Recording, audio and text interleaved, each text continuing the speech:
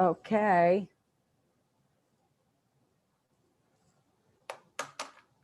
And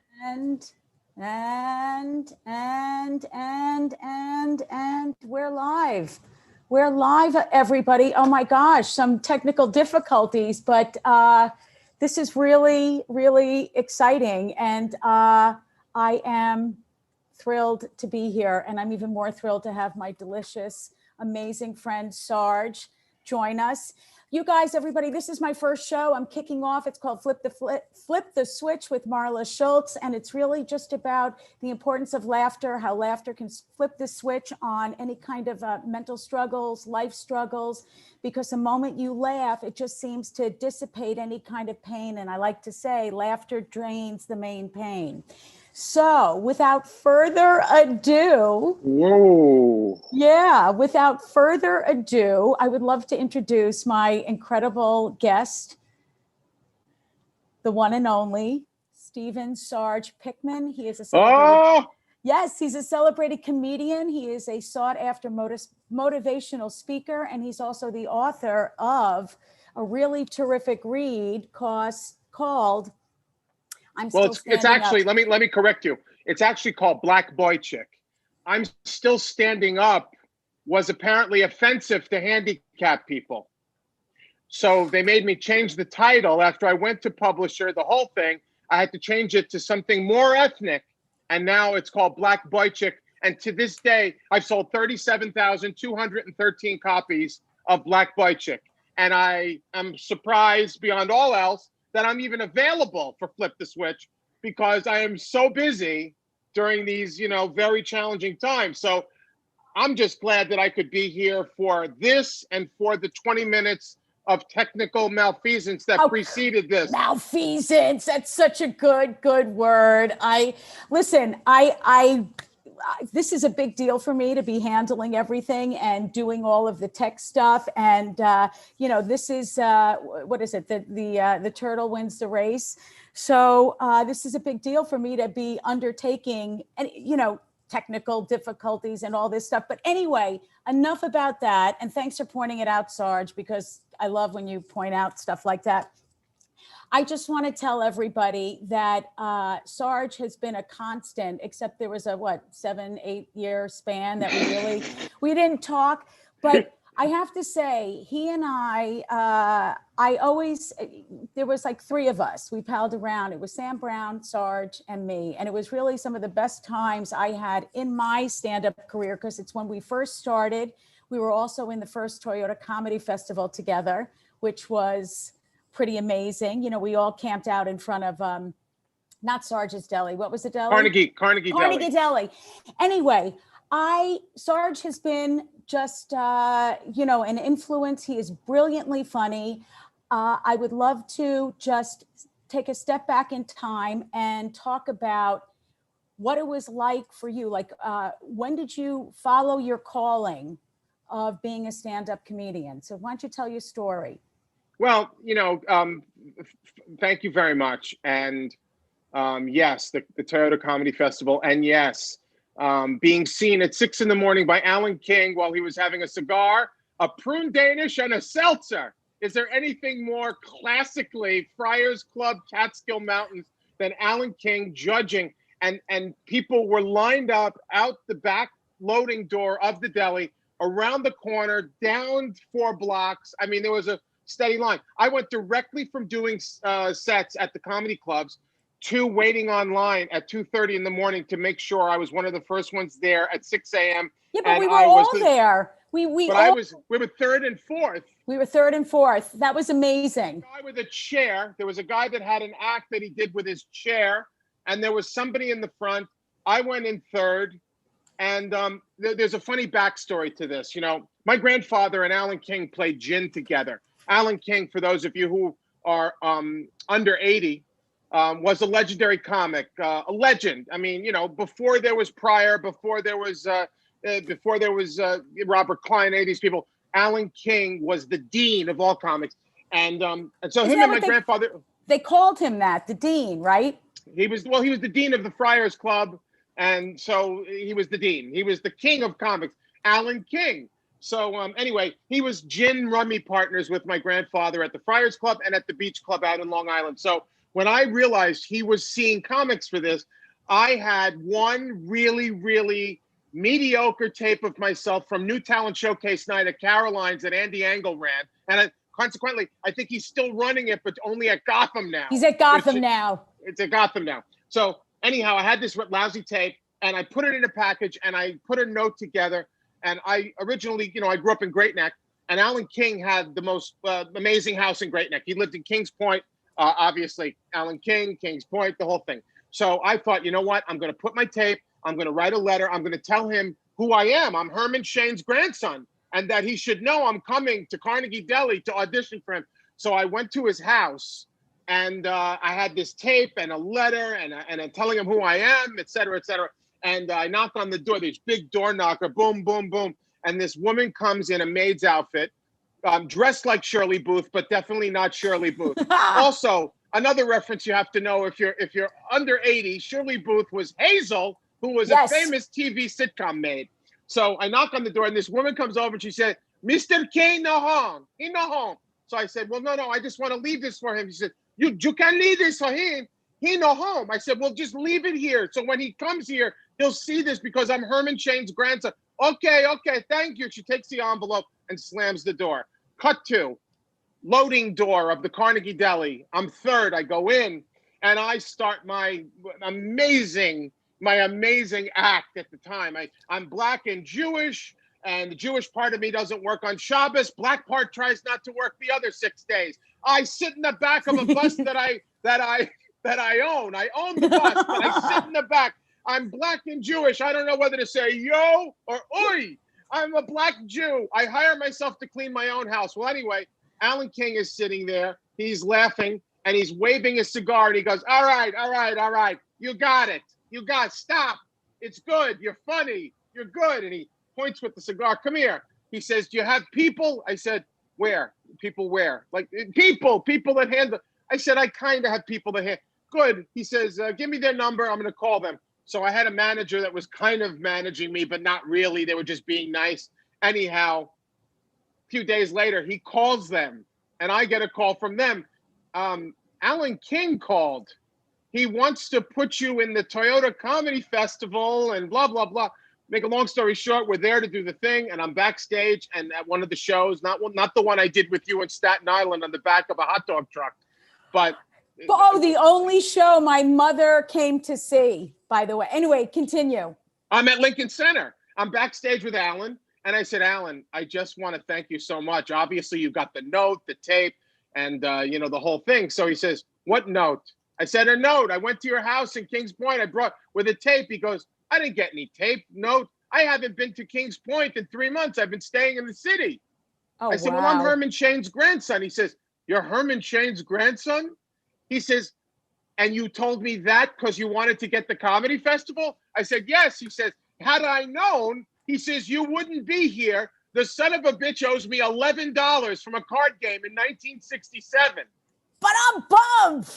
I know it was like one of those things, but also Alan King gave me the best piece of advice that I ever got in my life because of friendship.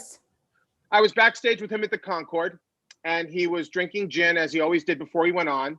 And I was pouring the gin. He was drinking the gin. I was pouring it. He was drinking it. I said, you're drinking a lot. Because you have to understand, I haven't had a drink since Christmas of 1990. So clean and sober has been my thing. I've never been on stage high or drunk. Alan's drinking gin like, he's going to the gulag. So I said, what are you doing? You're drinking? He says, well, I'm sick. I have cancer. I'm going to die soon. He says, and so, what's the difference? He says, I have to drink. Have you heard my act? So I said, yes, wow. I've heard your act. He says, it's funnier for me. I said, do you have any regrets? He said, I regret this. He says, I wasn't that good a husband. I wasn't a good father. I wasn't that good a son.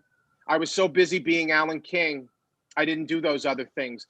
He said, Sargela, if you ever have the chance to put being a father, being a husband, and being a good son first, don't worry about the Sarge part. God will take care of that. Just do your job. Wow. And it has shaped every decision I have made since regarding family, career. I have a life with a career in it. I don't have a career with a life somewhere out there. I have a life with a career in it. It's not that important, because if you're out there worried about something right now, I'm sure it isn't about gigs, health, family, politics. There's so many things that come ahead of, but sure. But that's a very poignant and very, awesome piece of advice, because I know when I first started, it was all about that. But then again, it's like I was, afraid of vulnerability, and it was easy for me to be more vulnerable with the audience and say with myself, not even with my shrink, but it you have a became shrink? Do I have a shrink? I have a village. I got a team. I got a team of people. You have a team. Otherwise, I wouldn't be flip here. The switch. Right. Flip the switch team. Yes, yes. By the way, I think I logged about 23 jokes. It was your joke telling ability. And what I love about your act so much, Sarge, is that you have taken your pain, talking about being biracial, being adopted, talking about your addictions and your troubles. Because clearly you had amazing schooling. You went to top-notch prep schools. I think you're brilliant. And the fact that I love this little piece about you and by the way, if you've never seen Sarge, he will ask the audience song titles. He writes them down and he creates this symphony. This amazing medley. A medley. I was going to say compilation. Well, let me stop you. Okay, please. One of the things that's true for me, at some point it stopped being an act, and that's the point at which I became a much better performer. And I don't say this, I'm a much better performer than I used to be. My act is not an act. It's not a hustle. It's not some character that I put on when I'm on stage. The miraculous thing was that my comedy and my performance is an outgrowth of who I've become as a person. And the premium coming from that Alan King bit of wisdom was to put your life first and let the other stuff flow from it. When I got clean and sober in 1990, and I was forced to start meditating for the sake of my overcoming addiction, it's then, in the first meditation I ever did in my life, the first thing I thought of was me and my grandfather when I was 6 years old at Grossinger's watching Don Rickles. And the focus of the meditation, and this was during rehab, was, what would you do with your life if you couldn't fail? What would you do? And I thought back to the time when I was 6, watching Rickles from under the cocktail table in the big showroom at Grossinger's Catskills Hotel. And I was thinking to myself, I don't know what that man is talking about, but look at these people. And I looked at the audience, and there were 2,000 people draped over each other, screaming with laughter, knocking over tables and drinks and enjoying it. And I said, I don't know what he's talking about, but I want to do that. And it was in the first meditation that I did when turning my life around from homelessness, drug addiction to 3 narcotics. I was on PCP, I was on crack, I was on angel dust, because I just can't decide. And you're a little bit of a compulsive drug user, if you ask me. Well, I just, I didn't even know what I was doing.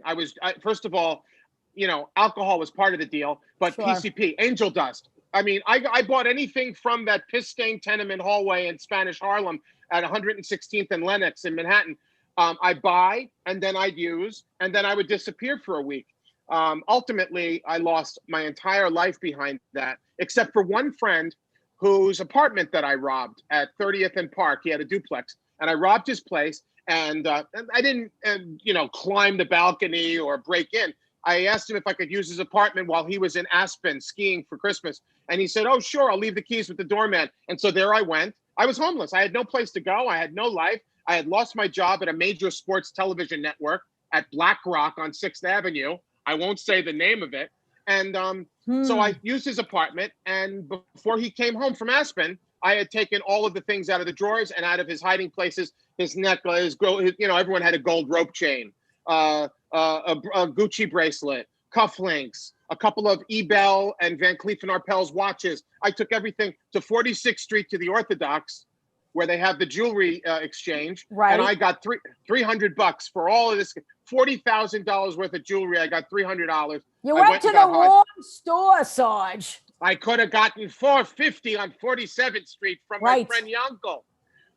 So he came and found me somehow after he got back from Aspen, because I wasn't there.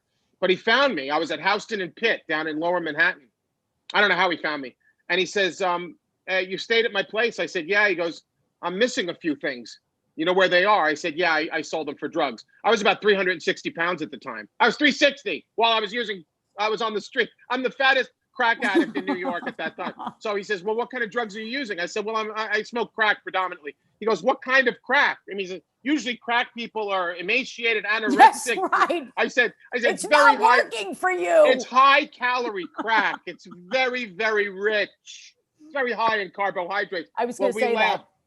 So I thought he was going to turn me into the police. He said, let's get you some help. And 24 hours later, 24. So listen, if you get out of the way, there are forces which come into play in your life, which will carry you like a surfboard, like the waves under the surfboard, like whatever causes the waves to happen.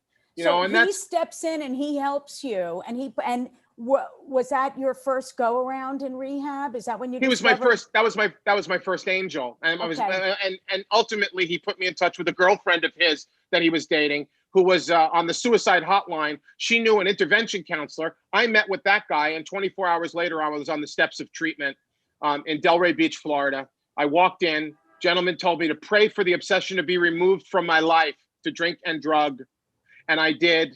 And the next morning I woke up and I was no longer, it was almost like a spell was broken. Wow. I was no longer, I had been using for 10 years. I mean, there's a whole history. Wow. It's in the book, Black Boy Chick. But at the end of the day, that was a new chapter, because now I prayed once, 3 days later, I meditated, and I got the idea for being a comedian. And I've never starved since. I've always, now listen, I've been on some of the biggest stages in the country. Right. I've been on the lowest stage. It doesn't matter. I live the life of an artist. I'm a performer. I'm a love center. I'm somebody that brings joy to people. It doesn't, I mean, I'm enriched, I'm inspired, and that's largely because I was saved, and you can't convince me it wasn't supposed to go this way. Sure.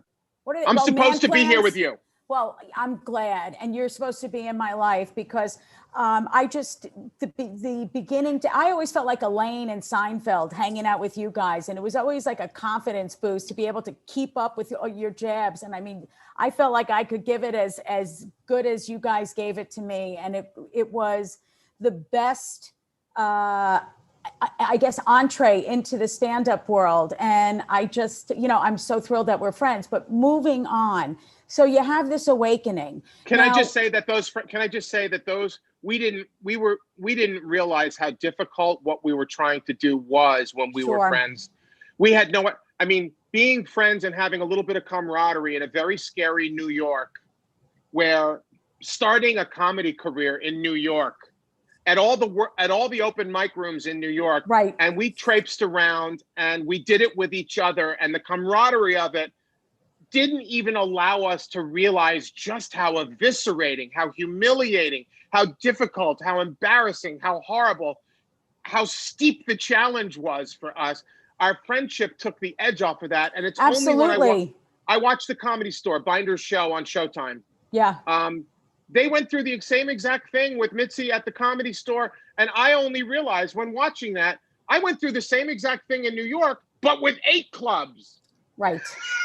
Well, Gladys's, Hamburger Harry's. Let's give a shout out to Gladys Simon, because she really, she ran a great room. I mean, we all started with Gaffigan and Giraldo, and remember Frank Gerisi? I don't know what happened to him. Yeah. But there was just a lot of people that came from our generation. And I mean, it was a whole different, you're right, it was fun. And the fact that people are like, what is it like doing stand-up? And I say, it's like bungee jumping without a change of underwear. But I also felt when we came up in comedy, it was so much easier. You didn't have to worry about being PC. You can really talk about things. In fact, the news has just been overwhelming. I was visiting my sister and brother-in-law and my husband, and we watched Eddie Murphy Delirious, and we were peeing ourselves. But my nephew, who's 18, and he's just coming into his like political awareness, and he's really emphatic horrified. The, and we were laughing, and he was like, I can't believe you're laughing at it. But then he started laughing at this because he knows that, not that, I mean, I like pushing the envelope. I've always done it, but I am respectful of other people's beliefs at times. But look, Marla, I'll give you an example just in my lifetime. Okay. Today, I'm a person of color. Okay. Now, I got buddies watching out there today. They're in South Carolina at the Comedy Cabana doing one of the first live gigs in front of pandemic. Rick Corso's over there. Troy Thirdgill's over there. They're watching today. They're at the Comedy Cabana in Myrtle Beach. Troy's black. Rick is white. I was born mixed. But when I was born, I was considered Negro. This is just political correctness and how much you can't say. So when I was born, I was considered a Negro baby. Then I was considered a colored baby. They changed. Oh, Negro is very offensive. Colored. Then they went from colored. Then I was mulatto. This is all in the span of my infancy. Now I'm a mulatto baby. Long before Starbucks, I was a grande frappuccino mulatto. I was just going to say, if you were in New Orleans, you would have been Cafe au lait. That's right. So mulatto. Then I wasn't mulatto. Then I was Afro-American. They changed to that. Then we were browns. Then we were black. Then we were brown again. Then we were African-American. Then they realized some people are from Louisville, Kentucky, so they're not from Africa. So now they're people of origin. Then it was mixed race. Then race wasn't good to say. So then it was multi-ethnic. And okay. Now, land the plane. I got it. But this is where we've landed. Sure. Person of color. So and that's how you describe yourself now, person. Crazy. Yeah. I know. No, but you got to worry about pronouns. The guy's got a wig. He identifies as a woman, but he's got balls. It's a shim. But the thing is, I'm teasing everybody. I don't mean to offend. I know it's really the sensitivity. Really yes. The sensitivity angle is, well, I have to use the right pronouns so I'm not inconsiderate to her insanity. Don't you find that there's certain, like, the middle age, 40s and up, where personally, I mean, I want to give a shout out to Governors. It's one of my favorite clubs, and it's Governors Comedy Radio, the Govs Radio Network that is hosting this. So I want to say thank you. But there's Governors is, I just feel like you can, it's old school, you can just let it rip, and you really don't have to worry if somebody's going to get their knickers in a twist or like tighten their sphincter. It's like one of the last places where you can just be and just let it rip. Because I know, I mean, before the pandemic, performing in the city, if I said something, you could just feel the sphincters puckering. And it's usually the younger generation, like millennials and below. And listen, I don't want to offend, but, you watch The Godfather. What are they going to say? You can't watch a Godfather anymore? They call people Jews and guineas and wops and everything. And it was just the sign of the times. Do you know what I mean? What? Disney recently came out and disavowed the plot lines of their legendary movies for being racially and sometimes gender-based insensitive. Right. But they're not going to be redacting any of those movies or changing them because it's a good measuring stick for people to be able to see what was okay in these different times. I mean, Amos and Andy was a black and white comedy that was on the radio and then television. The jokes they did, the sidekick to Jack Benny, with each successive, I mean, Lucy and Ricky, he was a caricature of a Cubano. They made more Cuban jokes on that show. So listen. And they would imitate his accent. Sure. I mean, but the thing is, I think it's almost like, how do you describe a diner owner? They're typically Greek, or, a lot of the tailors are Asian. It's you have. Yeah, but Marla, you're forgetting something. We grew up in New York. We grew up in New York, and it's a very sheltered life, because even though you encounter many different nationalities of people, those nationalities of people had indigenous job positions. So for instance, it was a Pakistani newsstand guy, but it was a Punjabi taxi cab driver, a Jamaican pot dealer, a Dominican Coke dealer. Yes. I was 28 years old before I met anyone Chinese and had a conversation with them that wasn't taking my order. Like, I lived in New York. I saw Chinese people all the time, but I didn't know any. Right. I knew them in their job, and there were jobs for different nationalities, which is a very sheltered. When I got to college at Boston University, I'd grown up in Great Neck. So I'm not one of these kids that grew up on the poor side of town. Everybody I knew growing up, their family owned something. Right. They owned something. My father is the guy behind Levi's. My father runs Calvin Klein. My father does this. My father does that. When I got to BU, Boston University, I met a girl from Brooklyn, and I said, "Hi, Maddie." We were talking. I said, "What does your dad do?" She goes, "He drives a bread truck for Fink Breads." I said, Never heard of Fink Breads. It was always Entenmann's. Hey, listen, I want to talk I said, about. wait, let me just say this. I said, Land the plane. Your dad drives a bread truck? Whose dad drives a bread truck? Like I couldn't understand how she had a dad that had an actual job. He didn't own anything. Right. So New York has its own shelter. That's the point I'm making ethnically. So take it for what it's worth. I take it, and that was a good point. But listen, Sarge, how do you? Okay, it seems like the world is imploding. There's such divisiveness. People are no longer friends because one person will vote for Trump and the other one is thinking of voting for Biden. And you just turn on the news and everything is so bleak. I know I went into a depression, when COVID hit. It was it was like the tail end of just 2 years dealing with, aging, sick parents. And again, I'm sorry that your dad passed. Since we were, anyway, I know what that's like. So that's what I'm trying to say. However, it took a couple of months to try and get back to a routine and appreciate the finer things. It was really important to find things and to reconnect with things that made me happy, like being outside. I love being on the water, hiking. It was those little things that helped me get back to or breaking my depression. And then also laughing was really key.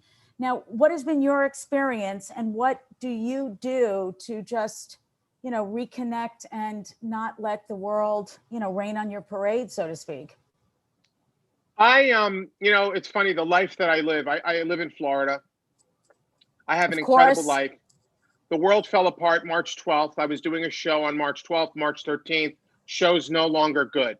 I had an entire March booked. I had an entire April booked. I had an entire May booked. I had 7 gigs in June that were fairly lucrative. Yep. July, I had the whole thing right through the New Year's. I have a New Year's Eve gig that sold out 8 shows, and I've got a Christmas Day, Christmas Eve, 2 shows on each one for the Jews who have nothing to do. You had a full calendar. Booked solid. Got it. However, it wasn't just me going through this. It was everyone. Yeah.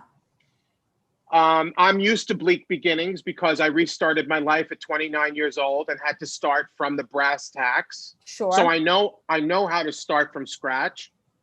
And after a couple of weeks of licking my wounds and crying in my soup and all the other cliches that go with it, I know how to sit back for a second and allow the universe to do its thing. Okay. So what would let me put a pin in that. Let me make the point. Okay. So I couldn't imagine the life of me because fear was a big part of it. Fear hit me. Yeah. I don't know when this is going to be over. I don't know when this is going to let up. I don't know when all these gigs are not canceling, they're rescheduling, and there's fear. Fear is a great teacher because whenever you're scared, it's a sure sign that you're relying on the wrong strength. And so what I did was I started to do more meditation. I started to do more of I know this sounds crazy, but it was my spiritual stuff that saved me because ultimately my manager called me and said, you can do shows online. You can do like virtual shows in front. And I said, are you kidding me? I will never do that. And I hung up. I realized my fear was in the way. Yeah. And I called him back about a week later. That's how long it took me. I prayed about it. I meditated about it, getting rid of the fear. And I finally said, you know what? Let's do this. Rented a soundstage, 4-camera shoot, no people. I put a cue card on the floor for myself with a set list. I said, let's go. Let me try it. And, after about 10 minutes, I got to minute 11 and I said, this isn't so bad. It's, But were you getting feedback? Were you getting feedback from the audience? Were people, or were you just performing? There was no audience. I was on a soundstage, but here's the thing. It really summons up the confidence and the courage. Sure. Anybody can perform with a full house of people laughing. Do you believe in yourself? Do you believe in your humor? Do you believe in your character? Do you believe in what you're doing? I've heard the laughter enough to know where the laughs are supposed to be.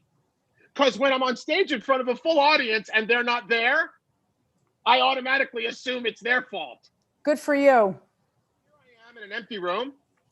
Have you performed in front of any, because I started doing a couple of Zoom shows. I've also done some speaking, which is another area that I'm moving into, you know, because I am a mental health advocate.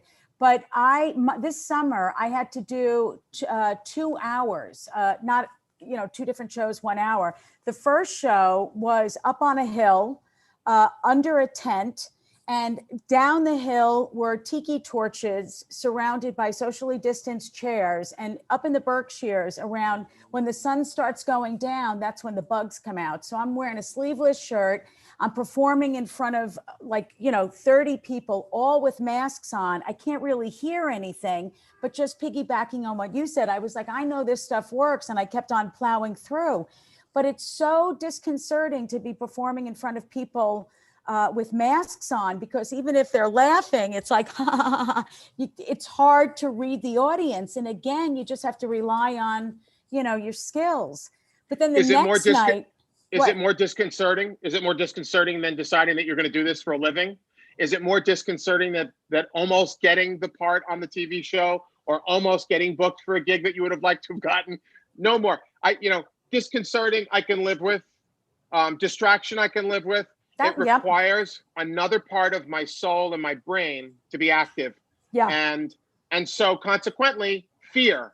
When I remove fear and I approach a project fearlessly, meaning I stand on top of the hill in front of the tiki torches under the tent with 30 people listening from 100 yards away with masks, I don't let it get in the way of me just doing my group. No fear. I have to pray about it, meditate about it, channel it, and hit it. And you know what? I called my manager back and I said, you know what, I can do this. And since then, I've done about 21 gigs with no people. And here's the main nuance. Let's hear it. It's easier to work on an empty soundstage than it is to work in a theater or a club with chairs. Empty seats are much worse than an empty soundstage, and I'll tell you why. For me, when it's an empty soundstage, I've accepted the fact that I'm working in an empty room. When it's a theater and there's no people there, even though you know why the seats are empty, your brain keeps running this. Nobody came. Nobody came. Oh, it's terrible. The inner voices. You're not a draw. Nobody likes you. Who thought you could make a career out of this? I mean, the voice is awful. So with that said, listen, performing, the next night I had to perform in front of plexiglass, and I felt like I was an extra in The Handmaid's Tale, because again, you just see everybody with the masks on. But again, I got into gratitude. I said, wow, at least I'm in front of an audience. At least I'm still having a live experience and an interchange, because at this point I could hear the muffled laughter through the, through the plexiglass. But you should have worn a hockey helmet. You know what? I have a couple of shows coming up. Yeah, I have a couple of shows coming up. So basically, I think the overarching message is... I have a couple of shows coming up. I'll try that. A mouthpiece and a hockey helmet. I'll try that. That's a great idea, Sarge. Thanks. You're always with the great ideas. So basically, I think the overarching theme is don't be fearful. Let it motivate you. Meditate.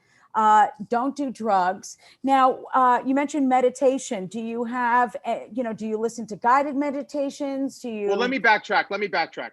It's impossible to not be fearful. So let me make a point to that. Fear is be a short point, because we're coming up on time. It's inevitable that fear comes up in all situations. So don't be fearful is kind of like not as effective as, or how about work it? Notice it. Notice that you're fearful. Okay. And then I have a protocol to eradicate fear. and that is to connect with the universe. When I put my confidence that the universe is in perfect order, the confidence is given to me. When I try to summons up confidence without acknowledging my place in the universe, I have no shot. I'm just going to be scared. And I had to do this because I can't have a couple of shots of bourbon or a couple of hits off a joint in order to take the fear away or the stage fright away. So I had to develop a protocol. And all I'm saying is, don't just say, don't be fearful. Say, find a protocol for eradicating fear from your life that's spiritual, that helps you to get rid of it so that you can be more creative and be more who you really are. Because when fear shows up, it brings up the worst personality traits. And when fear is not present, you get to be you. You get to show up as who you're supposed to be. First of all, thank you so much for correcting me on my show. I appreciate that. My goal is to never be invited back. No. I can always count on you. But I want to say how helpful you were to me. Do you remember last year this time, I was on a 14-day cruise. I was sailing around every island, Caribbean island. And it was so stressful being on the ship. I mean, because the minute the boat pulled away, I started thinking about the ship, that Carnival cruise that was stranded 5 days off of Galveston, and shit was like pouring through. There was like no water, and crap was like coming through so that's where I go, because I'm just so OCD. And I called you up and I was having panic attacks because you just feel so judged. And I've spoken to other female comedians about this, that women are judged differently on the cruise ships, and you're dealing with so many people that really haven't experienced stand-up. But you really talked me off the ledge, and it was so important. And I think what is so great when you have a spiritual program, you know who you can call and just be like, okay, here's the situation. And the fact that you just boom, keyed into it and talked me off the ledge. And you've talked me off the ledge on several other situations, but that's the beauty. I was going to point that out. I was going to bring that up. It's been, I'm going to talk to the people now. It's been a lot of times. No, it hasn't. More numerous than see the freckles. Do you see the freckles? More than I have freckles. I've talked to her. She should basically just get rid of her house and just live on a ledge. She should have a whole house of ledges. 4, 5, come on, I'm waiting for you're just rolling the jokes. Okay, so I just want to say, what really makes you laugh? What makes you laugh? Well, making fun of my friends. And that's a funny thing, because I didn't used to be somebody, I was always able to make fun of people, but wasn't able to take a joke myself. Oh yeah, no, you had a thin skin. Until I finally learned that when people joke with you, it's love that you're not accepting. It's love that you're not receiving. I was always able to give out the punishment, but I wasn't able to take it. You were tough. I was very sensitive. And I was very thin-skinned. But today I'm still a sensitive person, but I'm able to take it as well as give it. But I think very wealthy, successful people can hire very high-priced help. I think out of necessity, we've had to manage ourselves and find a way ourselves. I don't know how many books, how many podcasts, how many. So for me, I live by a really golden rule, and that is to take care of the total self, and whatever comes out of me is going to be useful, productive, and positive for the world. I take care of the total self. Yes, and also taking responsibility and keeping, I'm borrowing some, keeping your side of the street. And I think that's keeping my side of the street clean. Clean, yeah. Is that what I said? Telling the truth. Well, you can't tell the truth if you don't know what the truth is. If you're delusional, you don't know what the truth is. So, by letting other people tell you what the truth is, you start to get a consensus between you and them about what the actual truth is. The truth is, before I wake up, before I look at my phone, before I talk to the dog, before I see what the weather is out the window, I engage in a 3-part protocol of meditation, affirmation, and prayer. It's very quick. Yep. I do grateful, gratitude, gratitude. I do a prayer. Where do you want me to go today? What do you want me to do? What should I say and to whom?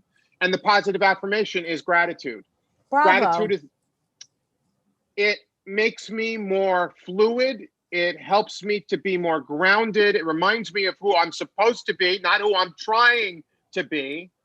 And then within the context of comedy, it allows me to show up with a exponential lower level of fear than I otherwise would if I was constantly beholden to other people to like me or love me or laugh at me, because I need that, because I'm so starving, you know. And the truth of the matter is, I'm there to give, I'm not there to get.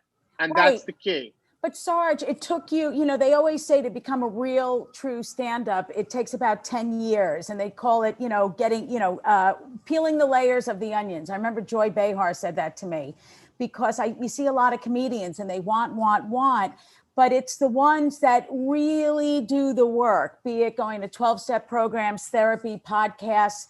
But when you really peel away the layers, you know. Are they categorically linked?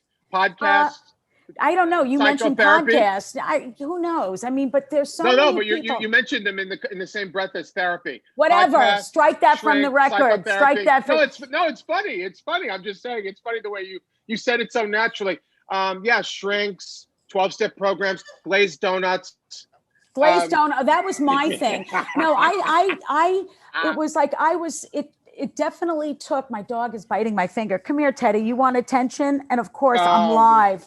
This is so cliche. Shut up, Sarge. Playing with a dog. No, I can't help it. It's right. Ow, soft bite. I have to go. The baby is crying. No, hang on a second. I just wanted to listen.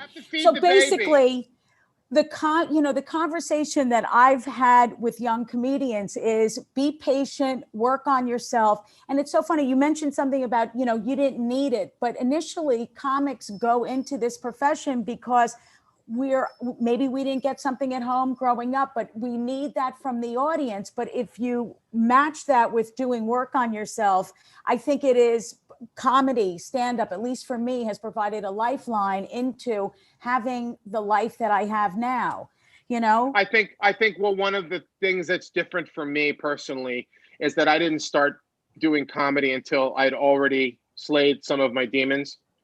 In other words, I didn't get sober in the midst of a scandal in my comedy career. Right. I had all my scandals. I got clean and sober. I was given tools with which to improve myself. And as an outgrowth of all of that work that I'd begun to do, I decided that the next thing that I wanted to do with the rest of my life was be a humor person, someone that brings joy to people. There you go. That's key right there. It's like, and so comedy is an outgrowth of my recovery, not the other way around. And ditto. I'm blessed. I feel that way too, because, you know, I just got an email from somebody, and I also have done programs using humor. You know, humor is your lifeline. And she wrote to me and I had these 3 simple exercises, and she's like a very successful marketing person. And it said it was a real game changer for her because she was told that she wasn't funny. And I gave a bunch of people very impromptu exercises, and she got up and she nailed it, and she was hilarious. And she said, just that feeling, you know, that in your body of making somebody laugh is just so powerful. And, you know, going back to gratitude, I'm really grateful that I can use my humor. I look upon it as a gift to connect with other people, because you make somebody laugh, it just flips the switch, baby. And with that, do you like how I tied it all up? That was a callback, people.